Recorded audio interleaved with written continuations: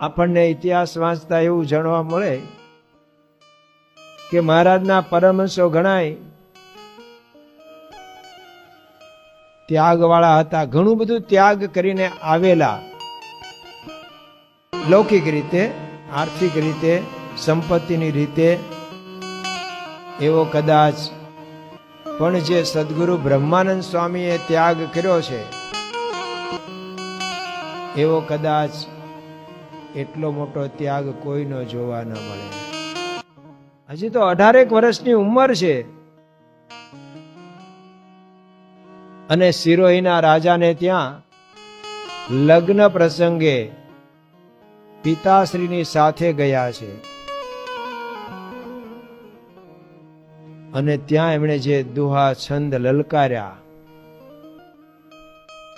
એ જોઈને રાજા ખુશ થઈ ગયા, પ્રસન્ન થઈ ગયા. સિરોહીના આ છોકરાને જો પિંગળ ભણાવ્યો હોય તો ખૂબ આગળ વધે અને એને અમારા તરફથી, રાજ્ય તરફથી અમે ભણાવીએ અને અત્યારથી ઓફર કે એને 4 ગામ ગરાસમાં આપીશું, 1 લાખ પસાવ કરીશું, એટલે કે લાખમાં 25,000 રોકડા, 25,000 ઘરેણા ગાંઠા, 25,000 ઢોર ઢાંખર અને 25,000 આવક વાળા ગામ.